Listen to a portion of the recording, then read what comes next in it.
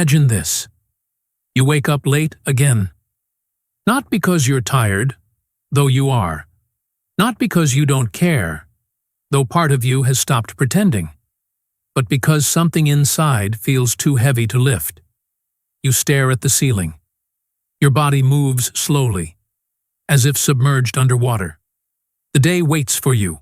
Emails, chores, obligations. But you don't move. You scroll. You sigh. You delay.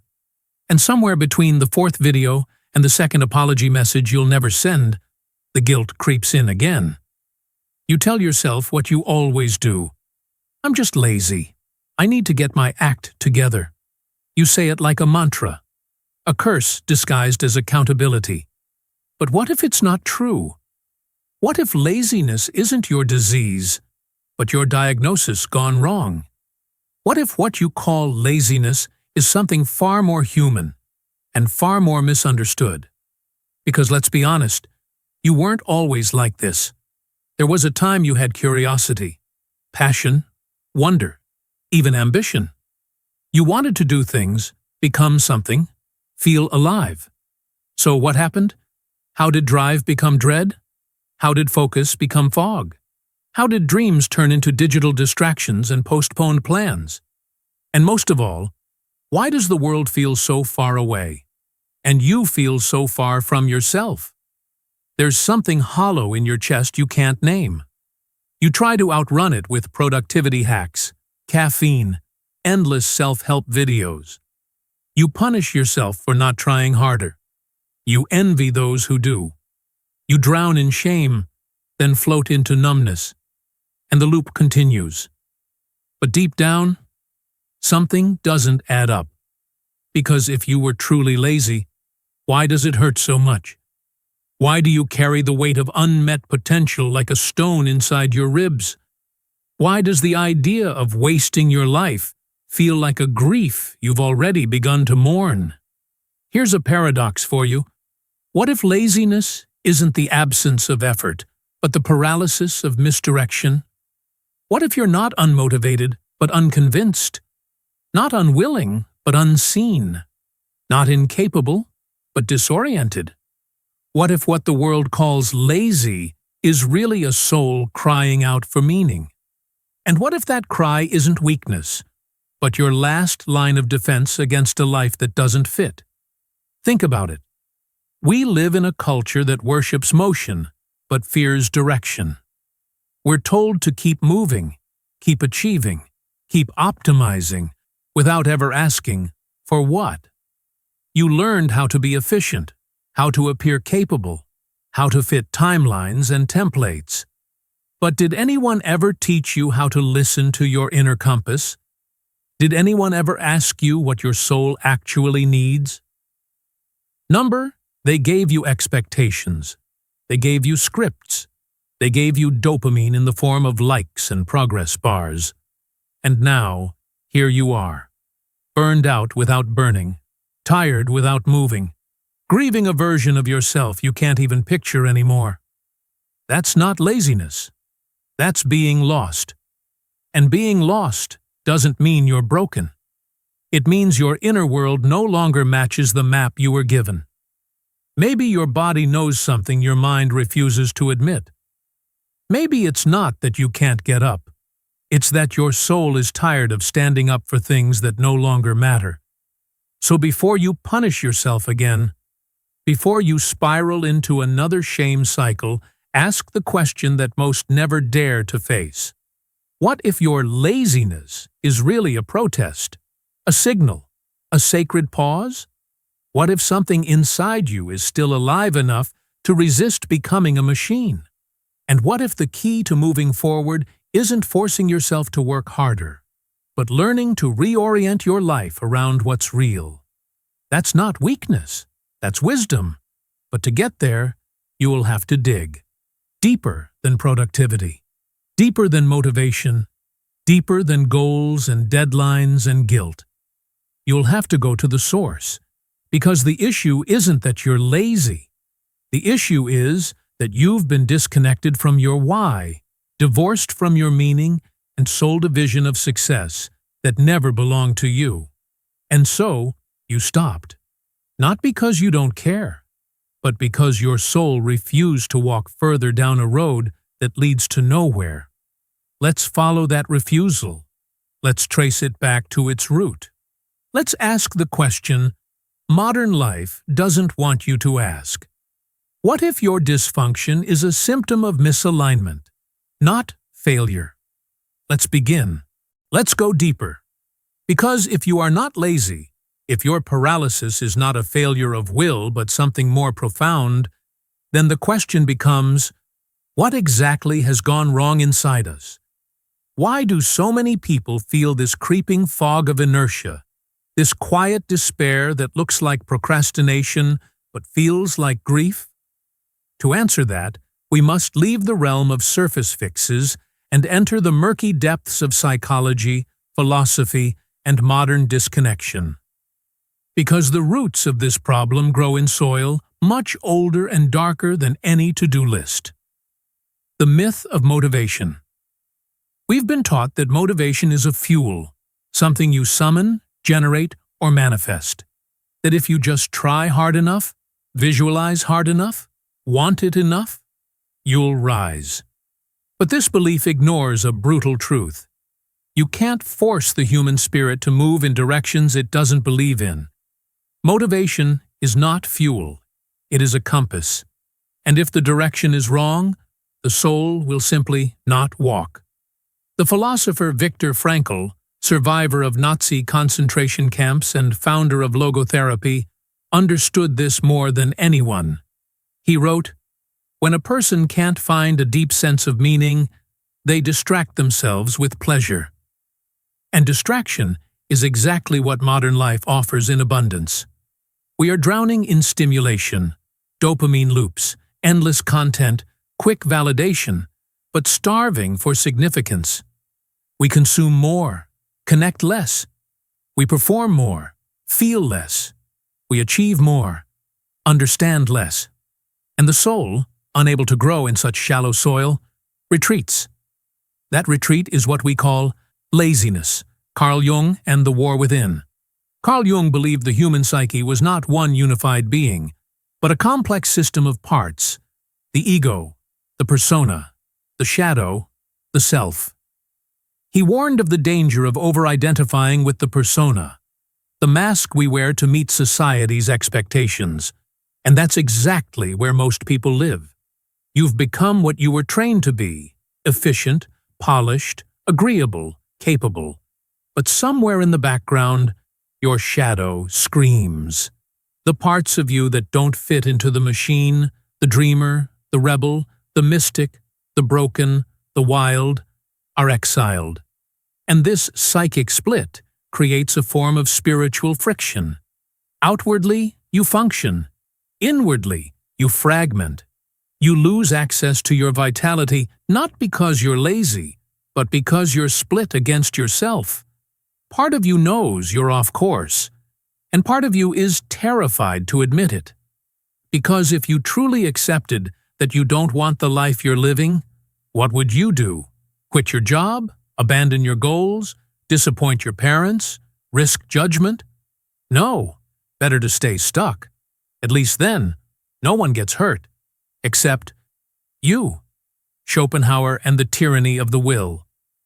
If Jung spoke to the internal war, Arthur Schopenhauer spoke to the torment behind it. He believed the fundamental force driving all human behavior was a blind, insatiable will to live. A force that seeks endlessly but is never satisfied. According to Schopenhauer, most of human suffering arises not from pain, but from the inability to stop wanting. Now consider how modern society operates. Always push harder, always upgrade, always optimize, always compete. Your value is tied to your output, your worth, to your usefulness. Rest is laziness. Reflection is self-indulgence. Slowness is failure. And so your will is hijacked, fed into a system that rewards constant striving but punishes stillness. But the soul doesn't want to strive. It wants to align. And in the absence of alignment, it resists. it stops, it breaks. So the question is not, how do I push myself harder? The question is, what have I been striving for? And is it even mine? Huxley and the Numbing of Meaning. Aldous Huxley, in Brave New World, predicted a dystopia where people wouldn't be oppressed by force, but by pleasure. A society addicted to comfort, distracted by entertainment, chemically numbed against discomfort. Sound familiar? In many ways, our lives have become this prophecy. We don't face catastrophe. We face emptiness. And instead of meaning, we're fed noise. You don't feel lazy because you lack options. You feel overwhelmed by them. You don't feel broken because you can't succeed. You feel disoriented because you don't know what matters anymore. You're not avoiding work. You're avoiding a life you've been taught to want, but secretly dread. Sartre and the Weight of Freedom. Jean-Paul Sartre believed that humans are condemned to be free, that once you realize you are free to choose your life, you also inherit the burden of that choice. And this is the final hidden root of your laziness, existential paralysis. Because freedom terrifies you. Because if you're not living your truth, it's not because you can't, it's because you haven't dared to. And that's the scariest realization of all. So instead, you tell yourself the story that feels safer. I'm lazy. It's cleaner. It implies a fix. It keeps you from facing the deeper truth, that you are free and that your choices shape your soul. But the soul cannot be tricked. It will not move for borrowed dreams. It will not serve false gods. It will not build a life on someone else's map. So it stops, not because it's weak, but because it remembers. This, then, is the true nature of your struggle. You are not battling laziness. You are wrestling with misalignment, with the grief of a self abandoned, with the silent rebellion of a soul that refuses to live a lie. And this war, hidden from the world, dismissed by the culture, is real, and it matters. But what happens if you ignore it? What does this quiet disconnection turn into over time? Let's go further. Let's explore the unseen consequences of being lost in a world that doesn't want you to be found. It begins subtly.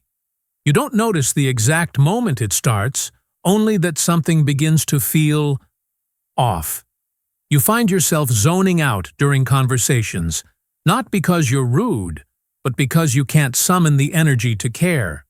You avoid mirrors, not because you hate how you look, but because there's something unfamiliar staring back. You sleep more, but rest less. You do less, but feel more exhausted. You're drifting, and the world doesn't notice. Because from the outside, you still function. You show up. You reply. You do just enough to keep suspicion away. But inside, your soul is on life support. The soul shrinks slowly. The most dangerous part of being lost isn't the immediate suffering. It's the slow erosion of your sense of self. You start making decisions you don't believe in. You say yes when you mean no. You work jobs that numb you, pursue goals that don't excite you, spend time with people who drain you. Not because you're weak, but because you're disconnected from your internal compass.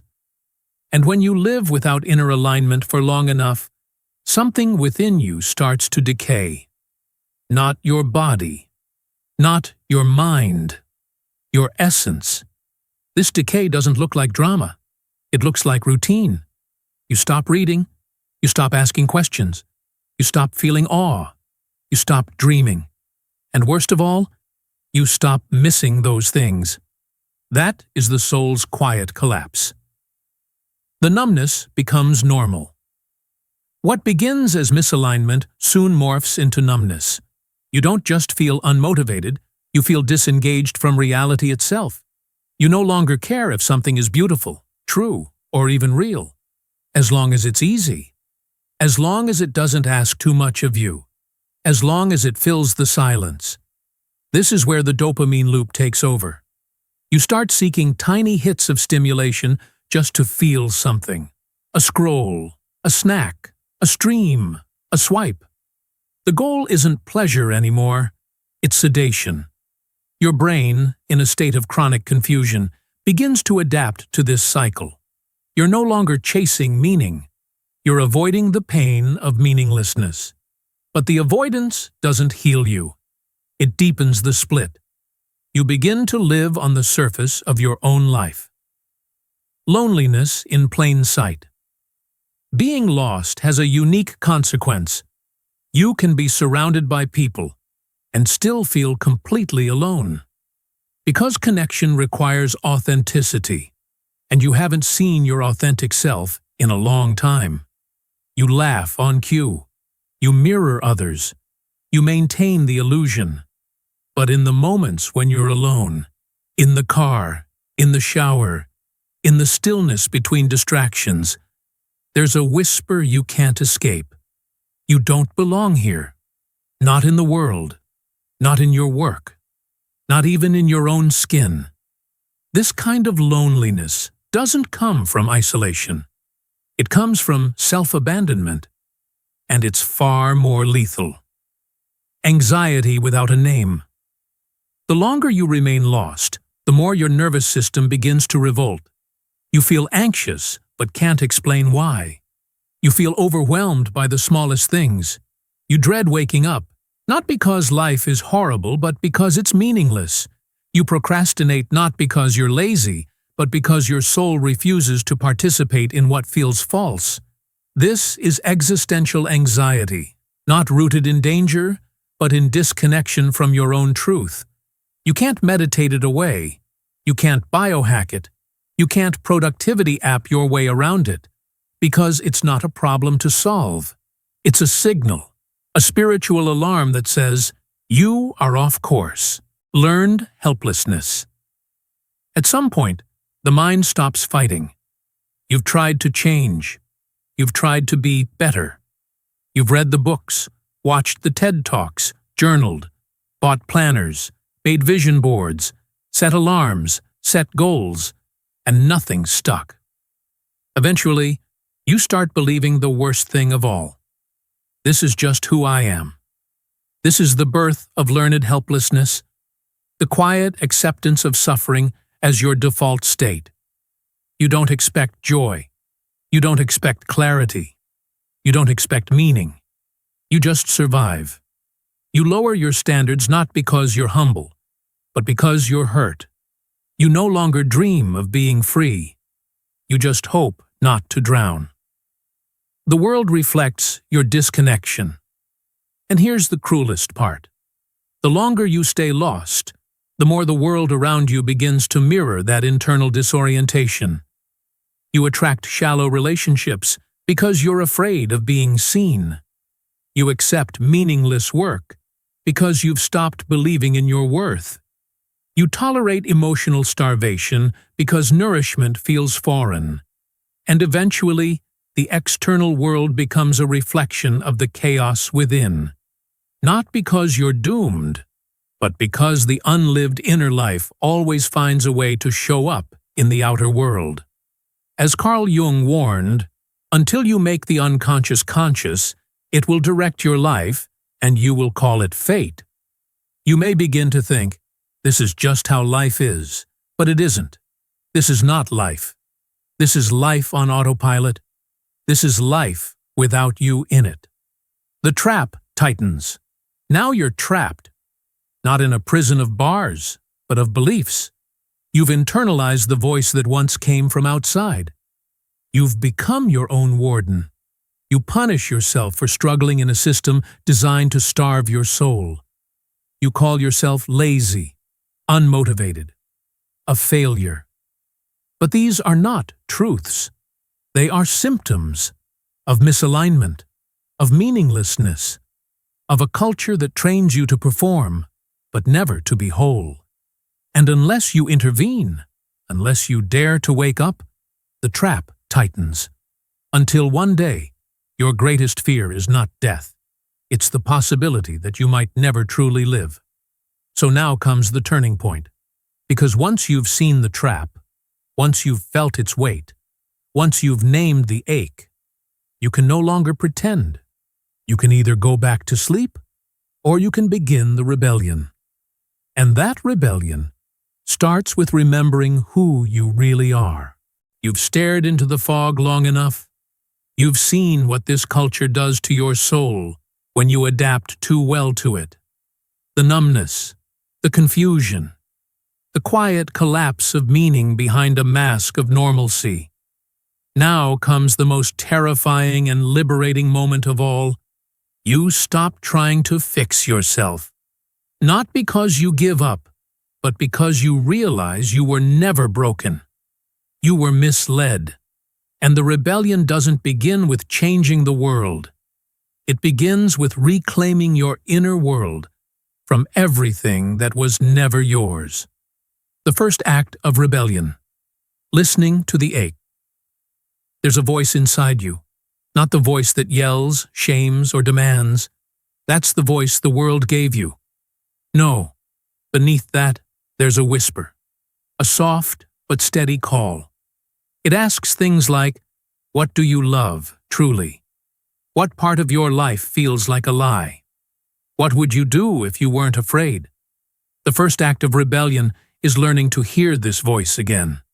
Because that voice is your compass. That ache you've been calling laziness? It's a signal, not a symptom. It's your soul protesting the fake life you've been taught to live.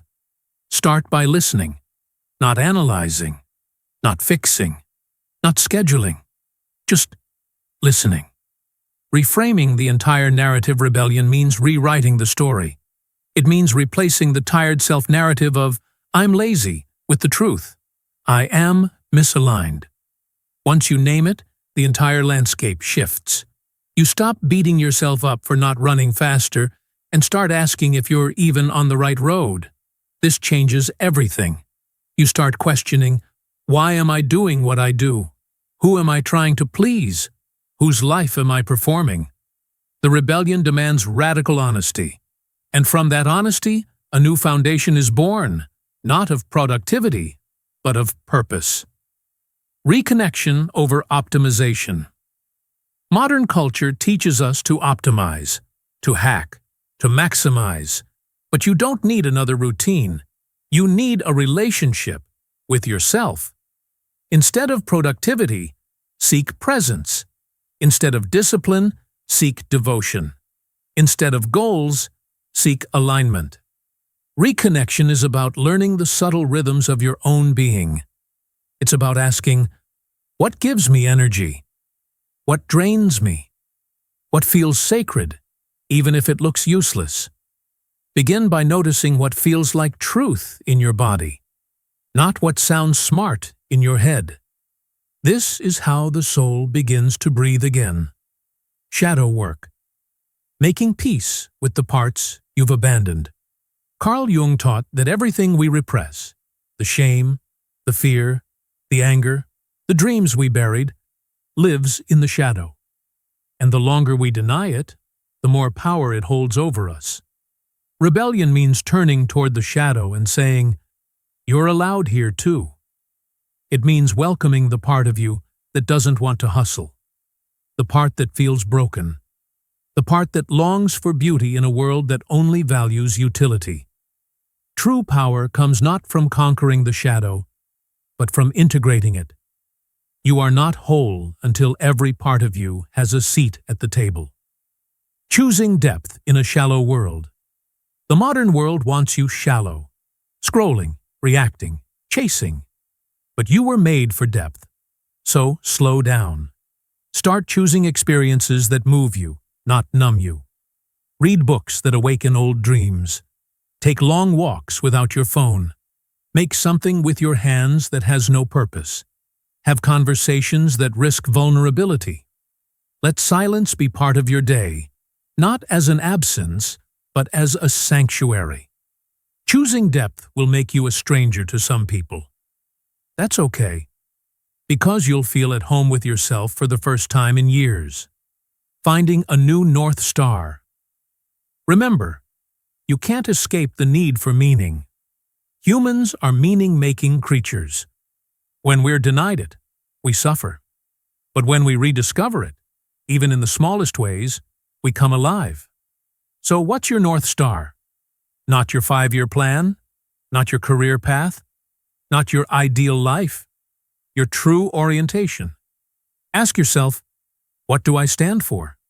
What do I want to contribute to the world, even if no one ever notices? What breaks my heart? What heals it? You don't need perfect answers. You just need a direction that feels honest. The soul doesn't need a GPS. It needs permission to move toward what matters. The courage to be misunderstood.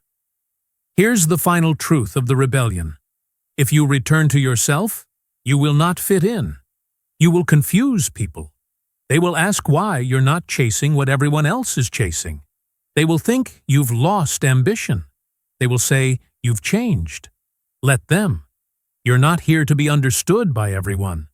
You're here to remember your truth and live in service of it. That's the quiet price of freedom. And it's worth everything. A gentle reminder. This rebellion doesn't need to be loud. You don't have to quit your job tomorrow. You don't have to abandon your responsibilities. You don't have to explain yourself to anyone. Just begin. Begin by saying, I will no longer abandon myself to be acceptable. I will no longer trade aliveness for approval. Even if all you do today is pause. Even if all you do is feel the ache and finally stop judging it. That's enough. Because the moment you stop calling yourself lazy, the moment you recognize the sacred signal beneath your paralysis, you've already begun the return. You've learned how to hear the voice again. You've begun the journey home. But something still remains. A deeper truth. The one that turns everything you've suffered into something sacred. Let's uncover it. Let's name what you've always known, but never dared to say out loud. At last, it becomes quiet. Not the silence of avoidance, not the hush of defeat, but the deep, steady stillness of something sacred returning. You've listened to the ache. You've stepped back from the noise. You've begun to hear yourself again. But now, something profound comes into view. Not a new tactic, not a breakthrough technique. A truth, one so powerful it reorders your entire understanding of who you are. And here it is. You were never meant to be a machine. You were never meant to be endlessly efficient, perfectly motivated, always performing. You are not a productivity algorithm. You are not a personal brand. You are not a list of goals. You are a human being. A breathing, breaking, remembering creature of depth. And your soul, the very thing modern life tried to erase, is still intact. Bruised, yes. Battered, maybe. But alive. You see, you weren't lost because you're weak. You were lost because you are sensitive in a world that profits from your numbness. You care too deeply in a culture that dismisses depth. You ask too many questions in a society that worships certainty. And when the world didn't mirror your truth, you thought you were the problem. But the ultimate truth is this. You were never lazy. You were grieving. Grieving the self you had to abandon. Grieving the dreams you put aside to survive. Grieving the aliveness you buried just to be acceptable. Laziness is easy to fix. Grief is not. Because grief is sacred. And if you ignore it, you stay stuck in a loop. Always pushing, always crashing, always wondering why it never feels right. But when you honor it, something else happens. You stop reaching outward, and you start listening inward. The soul moves at the speed of meaning. The reason nothing worked, the hacks, the schedules, the shame, is because none of them were in service to your soul. The soul doesn't respond to pressure. It doesn't rush. It doesn't speak in deadlines. The soul responds to meaning. It moves toward beauty, truth, connection, creation. It wakes up when you stop forcing it to perform and start feeding it what it needs. That's why you felt lazy. Because your soul was malnourished, not disinterested. Because you were moving in ways that killed your vitality instead of cultivating it. And now that you've seen it, you can never unsee it. You don't need a new app. You need a new story. You are not behind. Let's clear one more lie. You are not late. You are not behind.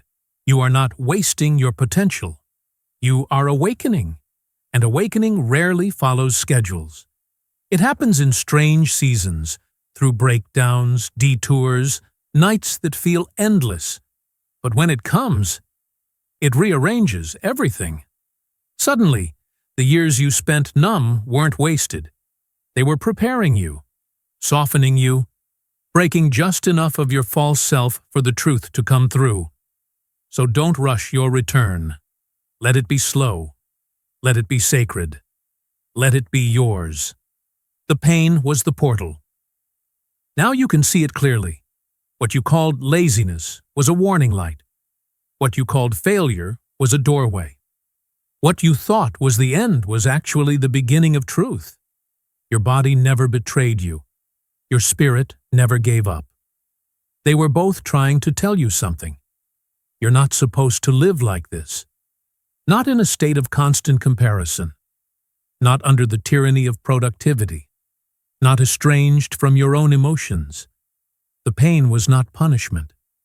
It was a portal to freedom, to authenticity, to wholeness. You just had to trust it long enough to hear what it was saying. The sacred return.